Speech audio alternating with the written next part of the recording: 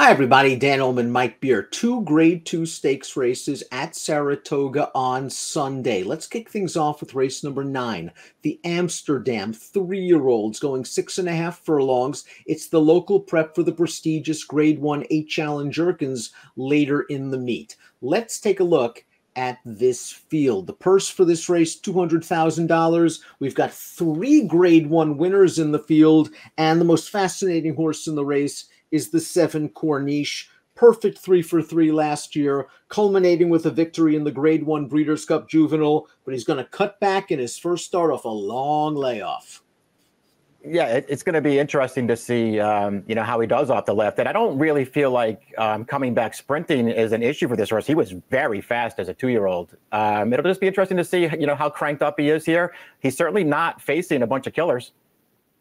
We know he's a fast horse. We expect him to be close to the pace. Timeform US does as well. We throw up the pace projector, although the number 2 Gunite, who did go in a pace-pressing victory in the Grade 1 Hopeful last year, going 7/8 at Saratoga, that horse has some speed as well. And I would think Tyler Gaffalione's going to try to utilize this horse's speed from the inside post. Pinehurst, fresh off the layoff as well, can show speed also.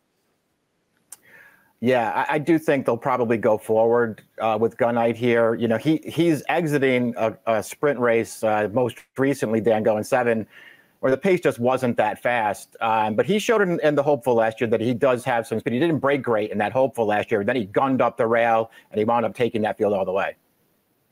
Let's start off with the number 1 Pinehurst. This is one of those former Baffert horses. He won the Del Mar Futurity, a Grade 1 race, sprinting and only his second lifetime start. The Breeders' Cup Juvenile was a race where they stretched him out, and I think there was always a question about him stretching out, and then Baffert found a great spot to do so. The Saudi Derby for 7 figures, going a mile, and he won that race in game fashion. Since he was over there, they ran him in the UAE Derby. That was too far of a distance. They've given him a break. John Terranova, very capable trader. He'll saddle Pinehurst on Sunday.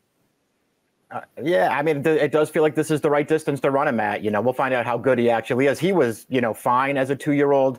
That win that you mentioned in the Saudi Derby way back in earlier this year in February, just really, really game to win that race. Fought really hard. It wasn't the most impressive win in the world, but he got the job done. I like him cutting back for this race, and he's got decent speed from the rail. There are things to like about him, Dan. I do think he has to improve to win this race, though. Gunite won the Hopeful over a wet track last year, and you can argue that that track really benefited speed horses like Gunite, who got up close to the pace and then drew away. They tried him in the Champagne against Drac Christopher. He didn't run very well. Asmussen gave him a break, and in his second start of the form cycle, he showed a little bit of a new dimension in that Maxfield last time out, where he sat the pocket, the rail opened up. It was a beautiful trip. Yeah, he had a great trip in that race. The pace was just really slow for a 7-furlong sprint for that kind of a purse. I mean, to me, he ran fine to win, but, considering the trip that he got and the way the race shaped up, I don't know. I wasn't that taken with that performance. I guess he ran fine 2 starts back off the layoff day, and the winner of that race was really, really good. And Gunite took a little bit of a run at him. He was only second best. I don't know. He's pretty good. I'm not, terrified of him. If he takes money in here, I'd be happy to bet somebody else. But this horse he's certainly capable. Hoist the Gold in number 3 also exits the Maxfield, and while he doesn't have those company lines, those Grade 1 wins that Pinehurst and Gunite have, Hoist the Gold ran just fine in the Maxfield against Gunite, considering the pace wasn't fast. He was on the outside, and he was churning along in the stretch, only got beat a half length. And he certainly outran his odds that day. The way that pace slowed down actually helped this horse because he didn't get out of the gate very well. He was last from the gate, but he managed to just sort of work his way forward up the backstretch without having to work that hard to do it, Dan, because the pace was so slow. And then he just did his best through the stretch. He wasn't good enough. He ran fine in there. He's got to improve again. Papa Cap was second in the Breeders' Cup Juvenile last year, behind Corniche. Second in the American Pharaoh last year, behind Corniche. He was beaten by Pinehurst in the Del Mar Futurity. In his last 2 races, he took on one of the better 3-year-old one-turn horses in the country, if not the best one, in Jack Christopher. In the Pat Day Mile, he got the right trip. They sent him to the front. Jack Christopher was too good. Jack Christopher blew him away last time out. Cassie's been sending out some live horses this meet, though. He has. This is the right race to run Papa Cap in as well. He's a horse who just feels like he's better going shorter. He certainly ran fine when they stretched him out last year, but this is probably more along the lines of what he wants to do. He never wins, but he's always there at the end. He can get a good trip in this race. Things to like about this horse for sure. Chad Brown showing some confidence in the number 5 Accretive off only one start. That was a debut victory. The Practical Joe Gelding looked good in that race. We're going to watch it. It was at the 6.5 furlong distance at Belmont. He didn't break great. He was able to settle on the outside, made this smooth 4-wide move into contention on the turn. He grabs the lead. He draws off under a drive. He earned a very competitive 91 Beyer speed figure. We'll see if this is too much too soon. He's the proverbial could be any kind. He is. He looks good winning this race. I like this performance from him. I think it's worth pointing out that this pace was really fast in here. And the horse that was cutting that pace, a big long shot, just totally stopped in the stretch and finished last. But this horse still did some good things. I like the way that he handled himself early in the race. He just sort of walked right up on that field, 4 wide on the turn, and you saw how easily he won. I really like this debut, Dan. I'm not going to be surprised if he's competitive with these horses. He looked really good first time out. Trainer John Toscano with a nice claim on the 6, Runnin' Son of a Gun, took this horse for $40,000. A couple of stakes placings in his last 2 starts, although you rarely see a horse get graded stakes placing when he was beaten 23 lengths. And that's what happened with Runnin' Son of a Gun last time out, because he just faced Travers Bound Charge It. Doesn't have to deal with Charge It here. I like him slightly cutting back in distance. Probably has to run a little bit faster. I agree with all those things.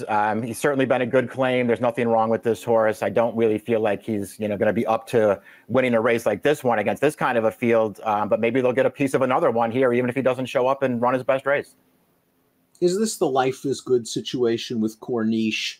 Off the layoff, transfer from Baffert to Pletcher, and of course ran big first time for Pletcher, albeit being beaten by the superstar Jackie's Warrior. Let's watch his final start as a 2-year-old. It's the Breeders' Cup Juvenile. He took no prisoners. This horse has been flawless in 3 starts. He has never been headed in his career.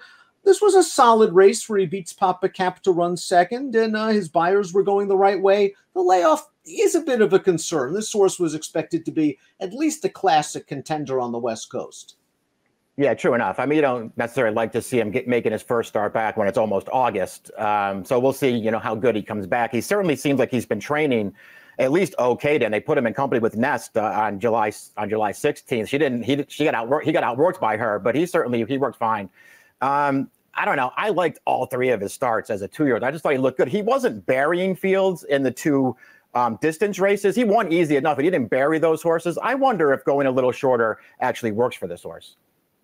Todd Pletcher's managed the 8 My Prankster very well. It's been rewarded with a 6-figure, in a lifetime record, $305,000, I believe, in the bank. This horse is a graded stakes winner sprinting. He ran very well in the Pat Day Mile. He was on the outside. He tried to make a run at Jack Christopher. Jack Christopher was too good. And then in the Maxfield, he was trying to rally from way out of it in a race with no pace, and he made it relatively close to the wire. So I think you can make a case that this horse is dirty up a little bit. I think he has enough tactical speed to adapt to the pace where if it's slow, maybe he can be closer. Yeah, that's how I looked at him. I mean, I got to admit, I wasn't a big fan of this horse early on in his career. He certainly has shown up basically and run fine in all of his races. I just really wasn't taken with him. I really feel like he is dirtied up, though, Dan. He ran really well in the Maxfield last time with no chance to win the way the race set up in front of him. And off the layoff, too, in that Keeneland race, the Lafayette, another race where there was just no pace, and he was trying to close all through the stretch. I don't know. I'm not his biggest fan. I think he's in really good form right now. I think he's very interested in here at a fair price. And Surfer Dude completes this field. He's also entered at Colonial on Monday. A little bit class compromised, perhaps. He was second in the Lafayette. He did finish ahead of My Prankster, but he was also close to the pace that day. This is a horse that needs to probably step it up a bit. Yeah, that's what I didn't like about him. I mean, as well as he ran in the Lafayette, to me, he was one of the horses that had the best of it. Him and the winner sort of had the best of it that day, and this horse was still only second best last time. I mean, you don't want to be too hard on him for that race because he was chasing a really fast horse on the lead. He got tired. I don't know. He's another one who, to me, has to improve to win here, but maybe he can do it. Before we get to our top selections, please click the subscribe button on the Daily Racing Form YouTube channel. All the latest DRFTV video offerings. Top pick time in here. It'll be interesting to see what we get from Corniche. It'll be interesting to see what we get from Pinehurst. But these are horses coming off layoffs, and maybe this is just the right time to catch them. I'm a little bit discouraged that I didn't put your top selection closer in my picks, because I did give him a long look, and I think he is well suited to the 6.5 furlong distance. My Prankster's your top pick. He should be a nice price. Yeah, he was sort of the only one I feel like I could bet in the race, Dan. I do like his recent form. I think he's going to be a fair price in this race. I won't be surprised when Corniche comes back running off the layoff and wins, but they didn't really want to take him off of this kind of a long layoff as they change things up here. And I actually gave a long look to your horse, too. I think that horse ran really well first time out. Yeah, I'm curious to see if it's a bit too much too soon, and maybe the price will just be too depressed to play a horse like Accretive. But I like the way he crept up on those leaders on the turn and finished it off. And again, he's catching these two horses off of layoff. So Mike's going with my Prankster. I'm going with Accretive. It's a really nice edition of the Grade 2 Amsterdam at the Spa. Good luck.